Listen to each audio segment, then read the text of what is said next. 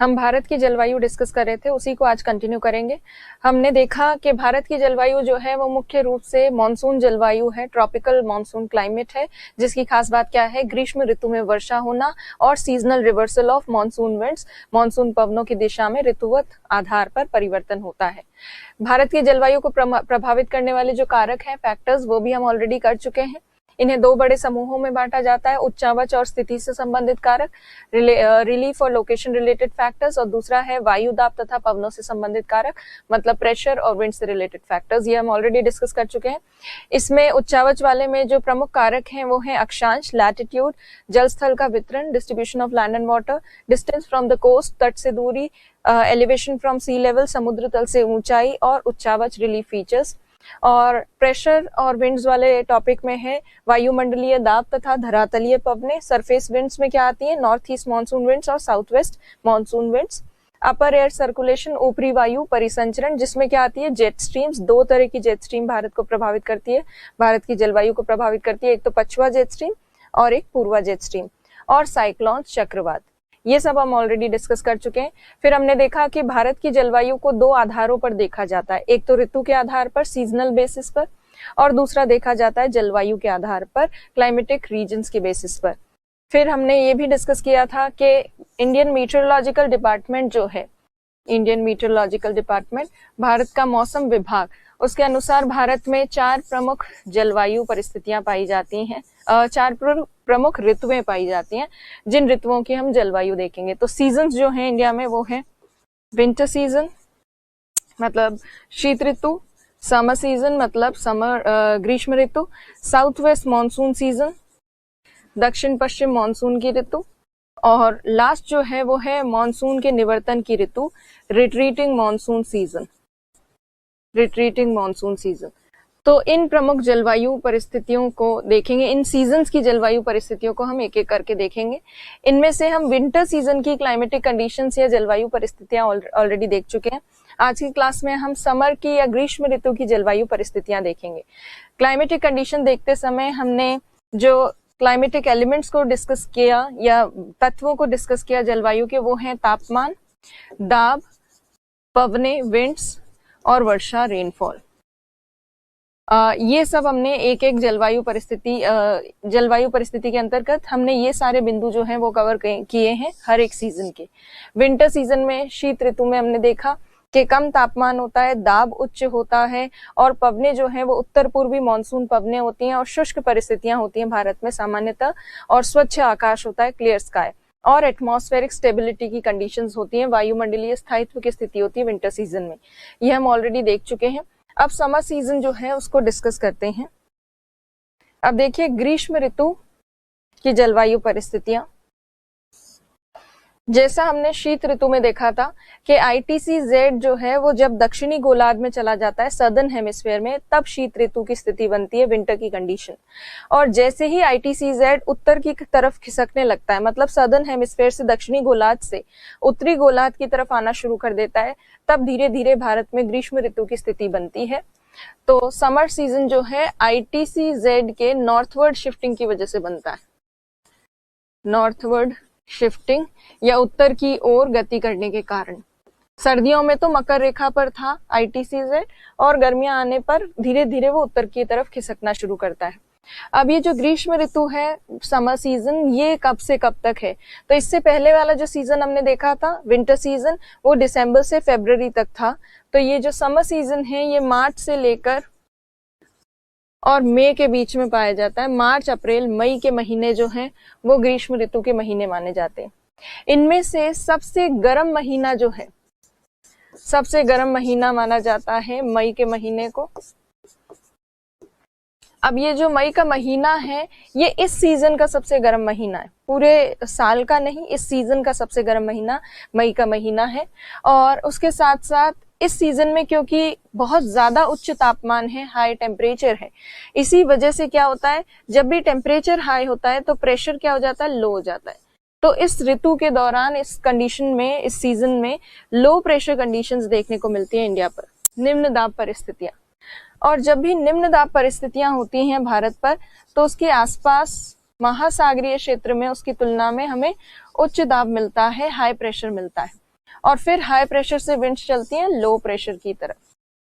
तो इस सीजन में क्योंकि इंडिया के ऊपर लो प्रेशर बन चुका होता है, इसीलिए दक्षिण पश्चिम मॉनसून पवनें चलना प्रारंभ कर चुकी होती हैं। मॉनसून विंड्स जो हैं ये स्टार्ट हो जाती हैं, पर ये दक्षिण पश्चिम मॉनसून पवनें भारत में पूर्ण रूप से वर्षा नहीं लेकर आती हैं।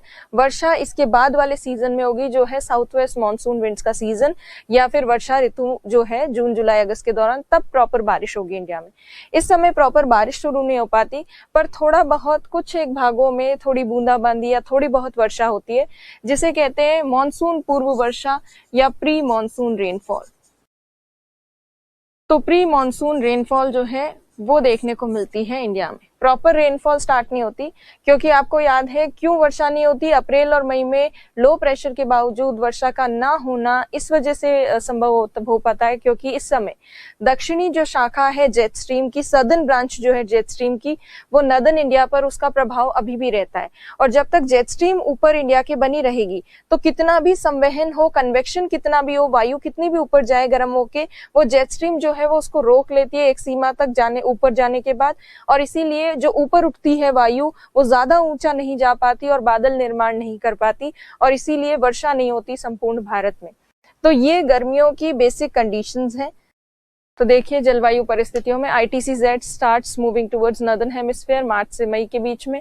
सबसे गर्म महीना मई का होता है, काफी उच्च तापमान होता है, निम्न दाब होता है, दक्षिण पश्चिम मानसून पवनें शुरू हो जाती हैं और मानसून पूर्व वर्षा थोड़ी बहुत भारत में होने लगती है। तो ये परिस्थिति है ग्रीष्म ऋतु की। अब ग्रीष्म ऋतु में हम तापमान परिस्थितियां देखेंगे। तो देखिए टेम्परेचर कंडीशंस जो हैं वो अक्सर दर्शाई जाती हैं आइसोथर्म लाइंस के द्वारा। आइसोथर्म लाइंस, या जिनको हम कहते हैं समताप रेखाएं। समताप रेखाओं के माध्यम से हम दर्शाते हैं तापमान परिस्थितियां। और भारत के मैप पर जो प्रमुख समताप रेखाएं ग्रीष्म ऋतु में देखने को मिलती है गर्मियों में, वो है 32 डिग्री सेल्सियस की ये वाली समताप रेखा आइसोथर्म लाइन, ये 30 डिग्री सेल्सियस की आइसोथर्म लाइन, ये 28 डिग्री सेल्सियस की समताप रेखा और ये 30 डिग्री सेल्सियस की समताप रेखा। तो लगभग अगर संपूर्ण भारत पे हम देखें तो औसत स्तर पे, एवरेज बेसिस पे इंडिया में जो टेम्परेचर कंडीशंस पाई जाती हैं वो 30 डिग्री सेल्सियस के आसपास पाई जाती हैं।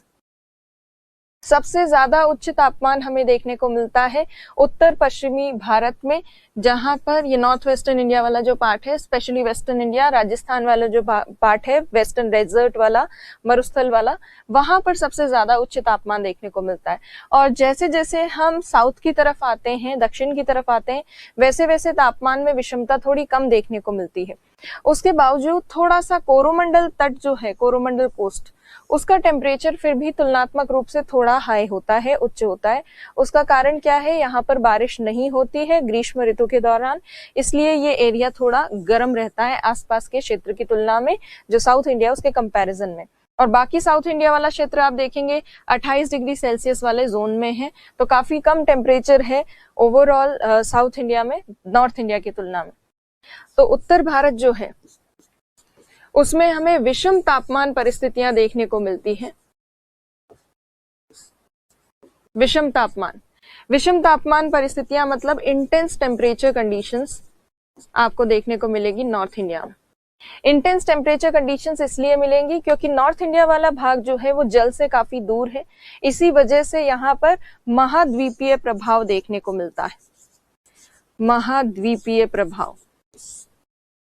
महाद्वीपीय प्रभाव का मतलब कॉन्टिनेंटल इफेक्ट, और कॉन्टिनेंटल इफेक्ट के कारण गर्मियां बहुत गर्म होती हैं, सर्दियां बहुत ठंडी होती हैं। तो यहाँ पर ये आइसोथर्म लाइंस जो हैं, समताप रेखाएं, ये एक एवरेज बेसिस पर बनाई गई हैं इंडिया के मैप पर। अदरवाइज हम रियल में देखें अगर, तो आपको ध्यान है कि अप्रैल मई में राजस्थान में और उसके आसपास वाले क्षेत्रों में ये 32 डिग्री तो बहुत कम है। हमारे यहाँ तो टेम्परेचर बहुत ज्यादा हाई हो जाता है, 40 तक भी पहुंच जाता है, तो काफी ज्यादा हाई टेम्परेचर रहता है। ये 32 तो सिर्फ दिखाने के लिए एक एवरेज बेसिस पे आइसोथर्म लाइन है, वरना उत्तर भारत में बहुत ही ज्यादा तीव्र तापमान परिस्थितियां हमें देखने को मिलती है। रिकॉर्ड ब्रेक जो है गर्मी पड़ती है उत्तर भारत में, तो उत्तर भारत में काफी विषम तापमान परिस्थितियां देखने को मिलती है। उसकी तुलना में दक्षिण भारत में अगर देखें, साउथ इंडिया में, तो साउथ इंडिया में मृदु तापमान परिस्थितियां देखने को मिलती हैं। मृदु तापमान परिस्थितियां मतलब मॉडरेट टेम्परेचर रहता है, ज्यादा गर्म नहीं रहता, मॉडरेट टेम्परेचर मतलब 28 से 30 के आसपास रहता है साउथ इंडिया में, बहुत ज्यादा हाई टेम्परेचर नहीं रहता है। और दक्षिण भारत में मृदु तापमान परिस्थितियों का कारण क्या है? जल का समकारी प्रभाव, समकारी प्रभाव,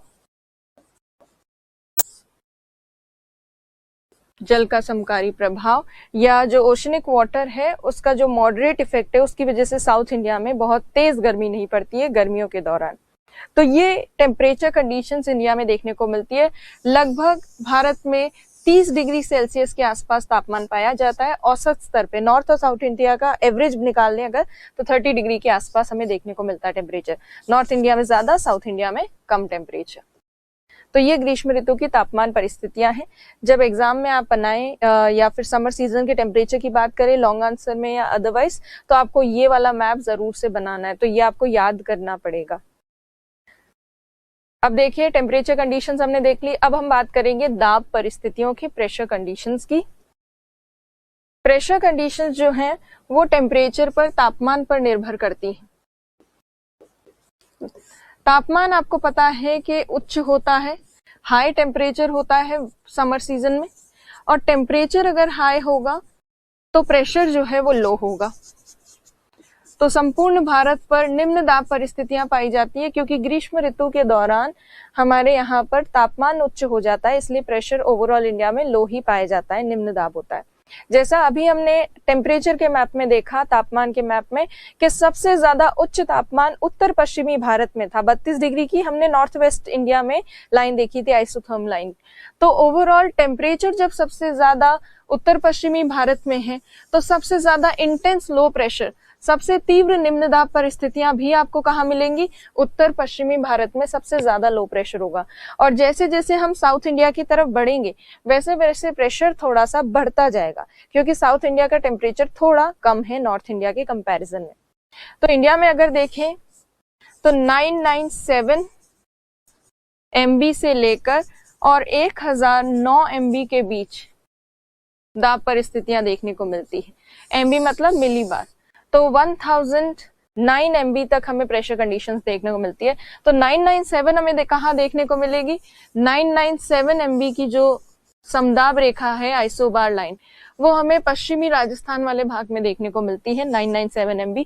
जैसे जैसे हम साउथ इंडिया की तरफ आते हैं वैसे वैसे हमें प्रेशर थोड़ा सा बढ़ता नजर आता है और सबसे उच्च दाब जो है 1009 MB का प्रेशर वो हमें साउथ इंडिया में देखने को मिलता है, लगभग मलाबार तट वाले क्षेत्र में। तो भारत में 997 MB से 1009 MB के बीच में प्रेशर कंडीशंस देखने को मिलती हैं।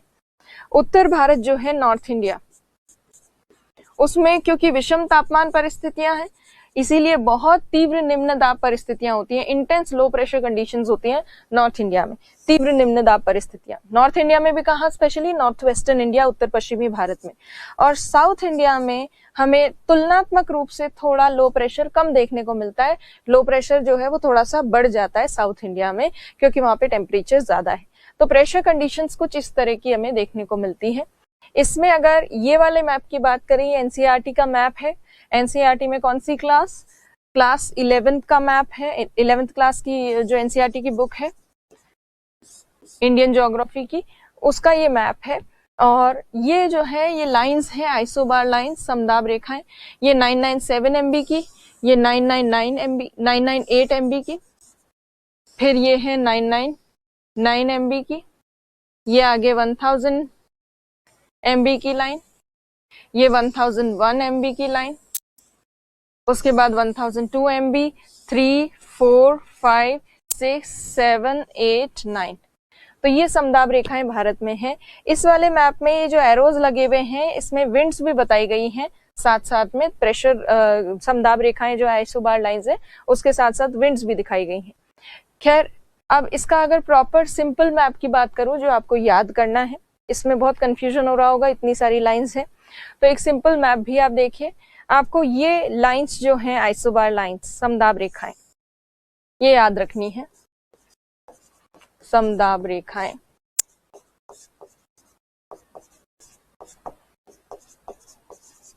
आइसोबार लाइंस, इसमें देखिए सबसे पहले ये है 997 MB, फिर 998 MB, फिर 999, 1000, 1001, 1002, 3, 4, 5, 6, 7, 8, 9। तो आपको थोड़ा थोड़ा बेसिक याद कर लोगे, उसके बाद थोड़ी कुछ एक लाइंस जो है एग्जैक्ट, अगर आपको लोकेशन ध्यान नहीं है तो भी थोड़ा रैंडमली रफली भी बना दोगे तो भी काफी होगा। बट एग्जाम में आपको आइसोबार लाइंस का मैप जरूर से बनाना है ताकि आपको अच्छे मार्क्स मिले। तो इंटेंस लो प्रेशर है नॉर्थ वेस्टर्न इंडिया में। तो ये तो हो गई प्रेशर कंडीशंस, दाब परिस्थितियां। अब हम बात करते हैं कि ग्रीष्म ऋतु में पवनें कौन सी चलती हैं। तो समर सीजन में विंड्स की अगर बात करें तो अभी जैसा मैंने बताया भारत पर बना होता है लो प्रेशर, और इंडिया के आसपास जो हिंद महासागर है उसमें बना होता है हाई प्रेशर। इसीलिए पवनें चलना शुरू करती है हाई प्रेशर से लो प्रेशर की तरफ। तो ये जो विंड्स हैं इनकी डायरेक्शन देखिए, ये चल रही है साउथ वेस्ट से नॉर्थ ईस्ट की तरफ। तो इस सीजन में भारत में चलती है दक्षिण पश्चिम मॉनसून पवनें, साउथ वेस्ट मॉनसून विंड्स चलती हैं भारत में। भले ये पवनें जल से स्थल की तरफ चलती हो पर ये संपूर्ण भारत में वर्षा नहीं कर पाती। थोड़ा बहुत जो तटवर्ती क्षेत्र हैं, कोस्टल रीजन है, वहां पर ये विंड्स थोड़ी बहुत बारिश ले आती हैं। जैसे यहाँ तटवर्ती क्षेत्र जो है वेस्टर्न कोस्ट, यहाँ पे थोड़ी बहुत बारिश हो जाती है इन विंड्स की वजह से, और थोड़ा बहुत यहाँ असम में और पश्चिम बंगाल में बारिश हो जाती है। उसको अभी हम रेनफॉल वाले सेक्शन में डिस्कस करेंगे। पर संपूर्ण भारत में वर्षा नहीं हो पाती है। उसका कारण क्या है? वही जेट स्ट्रीम्स, दक्षिण पश्चिम मानसून पवनें, पर संपूर्ण भारत में वर्षा नहीं। उसका कारण है साउथ ये जो सब ट्रॉपिकल वेस्टर्ली जेट स्ट्रीम जो है, इसकी सदर्न ब्रांच इंडिया पर स्थित होती है, भारत पर स्थित होती है। इसकी वजह से उपोष्ण कटिबंधीय पछुआ जेट स्ट्रीम की दक्षिणी शाखा का भारत पर स्थित होने के कारण भारत में, संपूर्ण भारत में वर्षा प्रॉपरली स्टार्ट नहीं हो पाती। ये तो हुई जो कॉमन विंड्स हैं इंडिया में।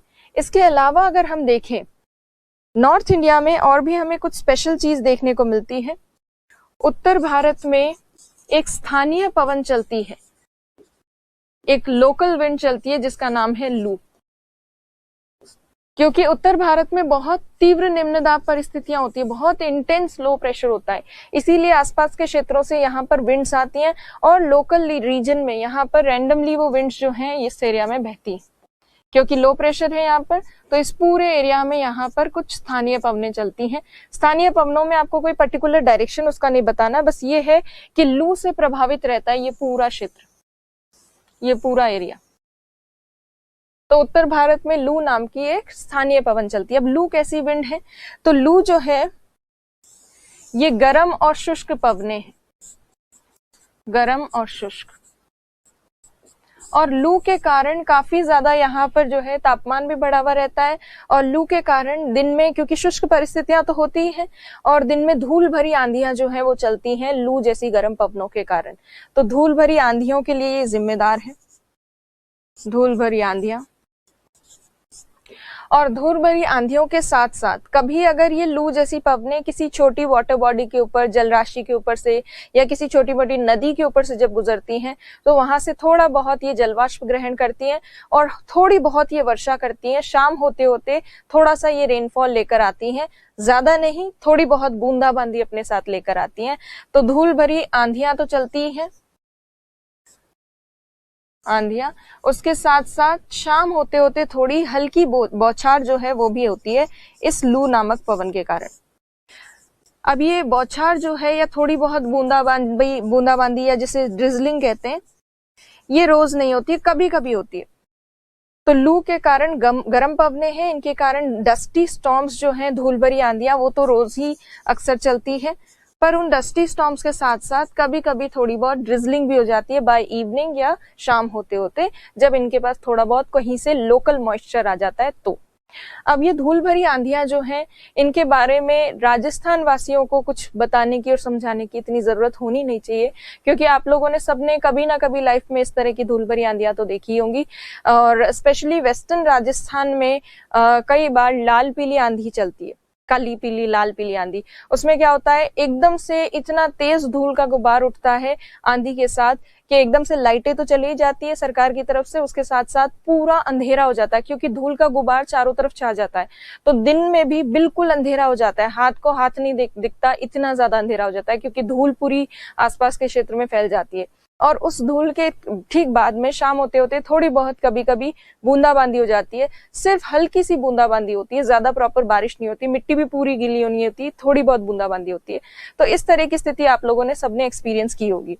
जब ये हल्की बौछार और थोड़ी बहुत बूंदाबांदी होती है, उसमें उसकी वजह से इस हल्की बौछार के कारण थोड़ी सी गर्मी में राहत मिलती है। गर्मी में राहत या जो उच्च तापमान हो जाता है, बहुत हाई टेम्परेचर हो जाता है, उसमें थोड़ा सा रिलीफ मिलता है, थोड़ी सी कुछ समय के लिए टेम्परेरी ठंडक होती है, बट वापस से नॉर्मल परिस्थितियां जो हैं वो जल्दी ही लौट आ जाती हैं और गर्मी जो है वो वापस से तीव्र हो जाती है। तो लू जो है इसको आपको ढंग से करना है। ये 5 नंबर में 2 नंबर में कभी लू के बारे में पूछा जाए तो ये सब चीजें आपको ऐड करनी है, धूल भरी आंधी, गर्म शुष्क पवने, हल्की बौछार, गर्मी में राहत, ये सारी चीजें ऐड ऑन करनी है। तो लू जो है वो यहाँ की स्पेशलिटी है, ये वाला जो पूरा एरिया है नॉर्दर्न इंडिया। अब लू कौन कौन से राज्यों को प्रभावित करती है? तो मेनली करती है राजस्थान को, थोड़ा बहुत पंजाब हरियाणा, यूपी और बिहार तक भी थोड़ा बहुत इसका इफेक्ट रहता है। तो लू पवनों के बारे में आपको जानकारी होनी चाहिए। अब मैप में, अभी हम आगे वाले मैप में देखेंगे कि लू वाला एरिया कौन सा है। तो देखिए स्थानीय पवन लू। अब देखिए ये जो मैप आपको दिख रहा है ये पूरा लू से प्रभावित क्षेत्र है, ऊपर वाला उत्तर इंडिया, नॉर्थ इंडिया वाला। अब जो है इस सीजन में, समर सीजन में जो रेनफॉल होती है, वर्षा होती है, उसको हम देखते हैं किस तरह की वर्षा होती है या क्या है।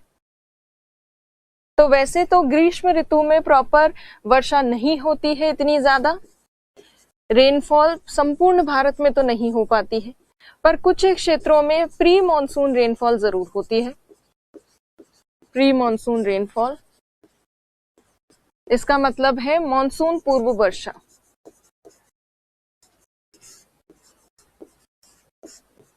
और मॉनसून पूर्व वर्षा जो होती है इसके बारे में थोड़ा बहुत हमने डिस्कस किया था जब हमने तटवर्ती मैदान किए थे, कोस्टल प्लेन्स। अब मॉनसून, प्री मॉनसून रेनफॉल में मोस्टली प्री मॉनसून रेनफॉल आपको वेस्टर्न कोस्ट में होती हुई नजर आएगी, पश्चिमी तट जो है भारत का वहां पे नजर आती है। और पश्चिमी तट पे, वेस्टर्न कोस्ट पे जो मॉनसून पूर्व वर्षा होती है उसे जाना जाता है आम्र वर्षा के नाम से, जिसको मैंगो शावर भी कहते हैं। तो एक तो मैंगो शावर के रूप में वर्षा होती है, मैंगो शावर, और दूसरी वर्षा जो है वो कहलाती है चेरी ब्लॉसम। Cherry blossom. अब चेरी ब्लॉसम और मैंगो शावर ये हम पहले भी थोड़ा बहुत देख चुके हैं। आपको याद होगा आम्र वर्षा जो है, मैंगो शावर, ये आम के पेड़ के लिए या आम के उत्पादन के लिए या आम के विकास के लिए, डेवलपमेंट के लिए काफी इंपॉर्टेंट होती है, महत्वपूर्ण होती है। और चेरी ब्लॉसम नाम की जो प्री मॉनसून रेनफॉल है इसका कोई रिलेशन चेरी से नहीं है, इसका रिलेशन किससे है? कॉफी से। तो कॉफी या कहवा के फूल को खिला देती है चेरी ब्लॉसम नाम की जो प्री मॉनसून रेनफॉल है। ज्यादातर इंडिया में वेस्टर्न कोस्ट पे ही प्री मॉनसून रेनफॉल होती है, परंतु यहाँ पर थोड़ा सा एक कुछ क्षेत्र है पश्चिम बंगाल और असम का, ये वाला। इस पश्चिम बंगाल और असम वाले क्षेत्र में भी थोड़ी बहुत मॉनसून से पहले वर्षा होती है। अब वो किस कारण से होती है वो देखते हैं अभी। तो देखिए ये भारत में ही क्या, कहीं पे भी जब किसी क्षेत्र में दो विभिन्न प्रकृति की, दो डिफरेंट नेचर की विंड्स मिलती हैं तो अक्सर आंधी तूफान की स्थिति बनती है। और ऐसी ही कुछ स्थिति हमें देखने को मिलती है पश्चिम बंगाल असम वाले क्षेत्र में। तो होता क्या है, यहाँ तटवर्ती क्षेत्र की तरफ, स्थल से जल की तरफ पवनें चलती हैं जो गर्म और शुष्क होती हैं, गर्म और शुष्क। और इसी तरह से जल से स्थल की तरफ भी कुछ पवनें चलती हैं। ये कोस्टल एरिया जो है वेस्ट बंगाल वाला, वहां की बात हो रही है। वहां पर, ये बांग्लादेश वाला एरिया छोड़ दीजिए, पश्चिम बंगाल वाले एरिया की बात करें हम, फिर वहां पे जल से स्थल की तरफ जो पवनें चलती हैं वो होती है ठंडी और आर्द्र, ठंडी आर्द्र पवनें। तो पश्चिम बंगाल के तटवर्ती क्षेत्र में, वेस्ट बंगाल के कोस्टल रीजन में गर्म और शुष्क पवने और ठंडी और आर्द्र पवने, दो डिफरेंट नेचर की विंड्स हैं। ये अलग अलग प्रकृति की पवने जैसी ही मिलती हैं, तो ऐसी डिफरेंट नेचर की विंड्स के मिलते ही क्या आता है, तूफान आता है, स्टॉर्म आता है, आंधी आती है। तो इस तरह की आंधी तूफान की स्थिति यहाँ पश्चिम बंगाल में बनती है, और पश्चिम बंगाल के साथ साथ यहाँ पर असम में भी उसका प्रभाव देखने को मिलता है। और ये जो तूफान बनता है यहाँ पर इन ठंडी गर्म पवनों के मिलने से, उसे कहते हैं वज्र तूफान। वज्र तूफान, या इंग्लिश में इसको कहा जाता है थंडरस्टॉर्म। थंडरस्टॉर्म। तो यहाँ असम और वेस्ट बंगाल में वज्र तूफान या थंडरस्टॉर्म की वजह से थोड़ी बारिश होती है। अब ये जो बारिश है या ये थंडरस्टॉर्म जो है, इसको क्या कहा जाता है? तो देखिए, पश्चिम बंगाल में प्लस असम में गर्मियों में बैसाख के महीने में शाम को विनाशकारी या बहुत तेज पवनें चलती हैं, और उन तेज पवनों के कारण आते हैं तूफान या वज्र तूफान, थंडरस्टॉर्म। और उन थंडरस्टॉर्म्स को या उन तूफानों को एक नाम दिया गया है, उन्हें कहते हैं काल बैसाखी। काल बैसाखी। तो काल बैसाखी की बेसिक डेफिनेशन ये है कि पश्चिम बंगाल, असम में शाम को चलने वाली विनाशकारी आर्द्रता युक्त पवनों के कारण जो वज्र तूफान बनते हैं, उन्हें काल बैसाखी कहते हैं। काल बैसाखी कहते हैं। इंग्लिश में अगर इसकी डेफिनेशन की बात करें तो इसे लिखा जा सकता है, violent evening thunderstorms occurring in West Bengal and Assam are called Kal Baisakhi. तो काल बैसाखी किसी वर्षा का नाम नहीं है, काल बैसाखी नाम है वज्र तूफान का, थंडरस्टॉर्म का। ये जब थंडरस्टॉर्म आता है, वज्र तूफान, तो इस वज्र तूफान की वजह से बारिश होती है, और वो बारिश जब होती है तो वैसे तो ये तूफान काफी ज्यादा विनाशकारी है। जितने भी पेड़ पौधे और वो सब होते हैं, सब कई पेड़ पौधे टूट जाते हैं। आपको पता है, आंधी आती है तो पेड़ गिर जाते हैं, बिजली के तार जो हैं वो टूट जाते हैं। तो इस तरह का काफी ज्यादा डिस्ट्रक्शन होता है। ह्यूमन प्रॉपर्टी को भी डिस्ट्रक्शन होता है, विनाश होता है, मानव जो संपत्ति उसको भी। उसके साथ साथ अवसंरचना या बेसिक इंफ्रास्ट्रक्चर जो है उसको भी नुकसान पहुंचता है। प्लस कई पेड़ पौधे जो हैं उनकी टहनियां टूट जाती है, पेड़ पौधे गिर जाते हैं बड़े बड़े। तो ये सारा विनाशकारी स्वरूप हमें देखने को मिलता है इस वज्र तूफान के कारण, इस थंडरस्टॉर्म के कारण, क्योंकि इसमें पवनों की, विंड्स की स्पीड बहुत तेज होती है और बहुत इंटेंस होती है। इसीलिए काल बैसाखी के कारण वर्षा तो होती है, पर वर्षा के साथ साथ जो पवनों की तीव्रता है, पवनों की तीव्रता, उस पवनों की तीव्रता के कारण काफी ज्यादा विनाश होता है, डिस्ट्रक्शन होता है।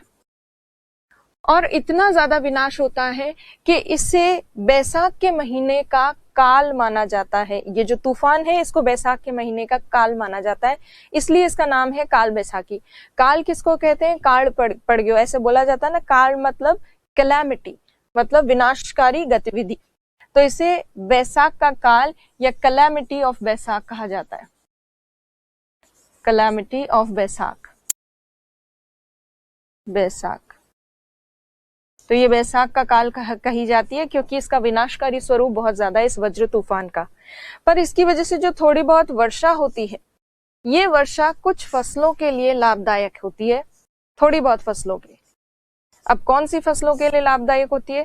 तो ये लाभदायक होती है चाय के लिए, पटसन के लिए। पटसन बेसिकली होता है जूट।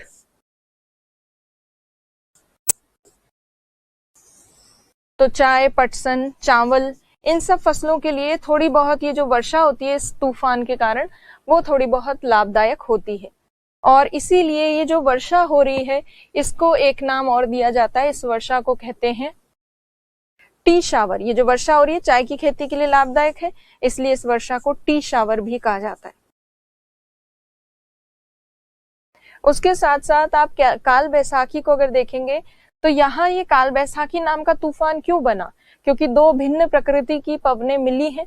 और उसमें स्पेशली भूमिका किसकी है, ये जो गर्म पवन आ रही है उत्तर पश्चिमी दिशा से, नॉर्थ वेस्टर्न डायरेक्शन से, ये नॉर्थ वेस्ट से साउथ ईस्ट की तरफ जो पवनें आ रही है और सीधा आके ये तटवर्ती क्षेत्र में जो आर्द्र पवनें हैं उनसे मिल रही है।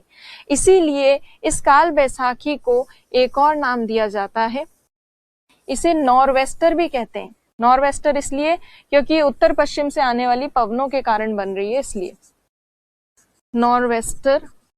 तो काल बैसाखी को नॉरवेस्टर भी कहा जाता है क्योंकि ये नॉर्थ से आने वाली, ये नॉर्थ वेस्ट से आने वाली विंड्स के कारण बनता है।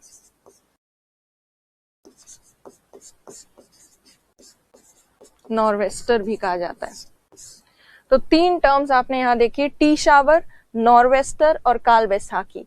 तो काल बैसाखी वास्तव में किसी वर्षा का नाम नहीं है, ये एक तूफान का नाम है जो पश्चिम बंगाल और असम में आता है। उसके अलावा ओवरऑल तो इसको काल बैसाखी कहते हैं, पर असम में स्थानीय भाषा में इस काल बैसाखी को कहा जाता है बारदोली छीड़ा। बारदोली छीड़ा, तो स्थानीय भाषा में इसे बारदोली छीड़ा के नाम से भी जाना जाता है इस तूफान को। तो काल बैसाखी आपको समझ में आ गया होगा, बहुत इंपॉर्टेंट है। 2 नंबर में, 5 नंबर में आपके प्रश्न बन सकता है। तो काल बैसाखी के बारे में लिख कर देखिएगा कि किस तरह से आप उसको लिख सकते हैं, और डायग्राम भी बनाना है आपको। और यहाँ इस मैप में काल बैसाखी देखें तो ये काल बैसाखी है और असम में इसको बारदोली छीड़ा कहा जाता है। अब भारत में वैसे तो ज्यादा बड़े क्षेत्र में बारिश नहीं होती है गर्मियों में, ग्रीष्म ऋतु में, पर जिन क्षेत्रों में थोड़ी बहुत बारिश होती है उनका हम वितरण डिस्ट्रीब्यूशन मैप पे बता सकते हैं, जिसमें हम कितने सेंटीमीटर वर्षा कहाँ पे हो रही है वो दर्शा सकते हैं मैप के ऊपर। तो अब वही हम देखेंगे कि कैसे मैप पे दर्शाते हैं। तो देखिए, ये मैप बनाया जा सकता है समर रेनफॉल के लिए, समर सीजन की रेनफॉल के लिए। उसमें ये जो आपको डार्क पार्ट दिख रहा है, यहाँ पर प्री मॉनसून रेनफॉल होती है, चेरी ब्लॉसम और मैंगो शावर इस एरिया में होती है, और यहाँ पर होती है काल बैसाखी और बारदोली छीड़ा के कारण वर्षा। और ये जो अधिक वर्षा वाला क्षेत्र है, यहाँ 75 सेंटीमीटर से ज्यादा वर्षा प्राप्त होती है, 75 सेंटीमीटर से ज्यादा। और बाकी जो इंडिया का एरिया है वहां पे भी थोड़ी बहुत कभी कभी बूंदाबांदी हो जाती है, और ये जो बूंदाबांदी होती है थोड़ी बहुत, वो कितनी वर्षा होती है, तो 25 से 75 सेंटीमीटर के आसपास, 25 से 75 सेंटीमीटर के आसपास ओवरऑल इंडिया में हमें रेनफॉल देखने को मिलती है, जो ज्यादा नहीं होती, थोड़ी बहुत वर्षा होती है। वहीं पश्चिमी राजस्थान, गुजरात, पंजाब, हरियाणा वाला कुछ क्षेत्र और लद्दाख वाला कुछ क्षेत्र और कोरोमंडल तट, यहाँ पर बहुत कम बारिश होती है सीजन में, और 25 सेंटीमीटर से भी कम वर्षा प्राप्त होती है इस क्षेत्र में। तो वर्षा में आप ये मैप बनाकर वर्षा का वितरण बता सकते हैं।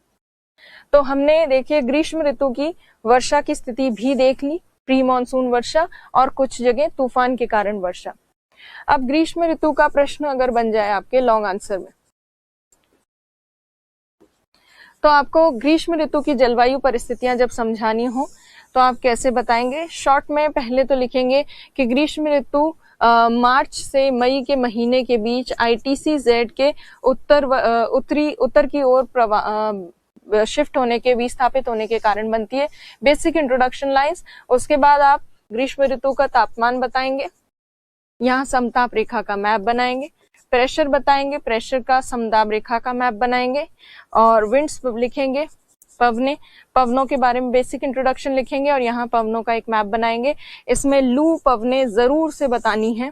उसके बाद जब वर्षा की बात होगी तो रेनफॉल में आप यहाँ रेनफॉल का मैप बनाएंगे, और प्री मॉनसून रेनफॉल के बारे में यहाँ पर लिखेंगे, मॉनसून पूर्व वर्षा के बारे में। इसमें आप वर्षा के वितरण वाला जो ये वाला जो मैप है ये बनाए तो ज्यादा सही रहेगा। बाकी प्री मॉनसून वर्षा के नाम तो आप लिख ही देंगे पैराग्राफ में, और लास्ट में कंक्लूजन में आप लिख सकते हैं, अतः ग्रीष्म ऋतु के दौरान उच्च तापमान, निम्न दाब, दक्षिण पश्चिम मॉनसून पवनें तथा मॉनसून पूर्व वर्षा पाई जाती है भारत में। तो इस तरह से आपको कंक्लूड करना है। तो काफी सारे शॉर्ट आंसर्स बनते हैं, शॉर्ट क्वेश्चंस बनते हैं इस चैप्टर में से या इस सीजन में से, जैसे काल बैसाखी, बारदोली छीड़ा और ये सब। तो ये आप प्रैक्टिस कीजिएगा। मैप्स वगैरह जो हैं वो सारे आपको याद होने चाहिए। तो समर सीजन जो है उसको रिवाइज कीजिए आप। नेक्स्ट क्लास में हम अगला सीजन जो है उसको डिस्कस करेंगे। Thank you.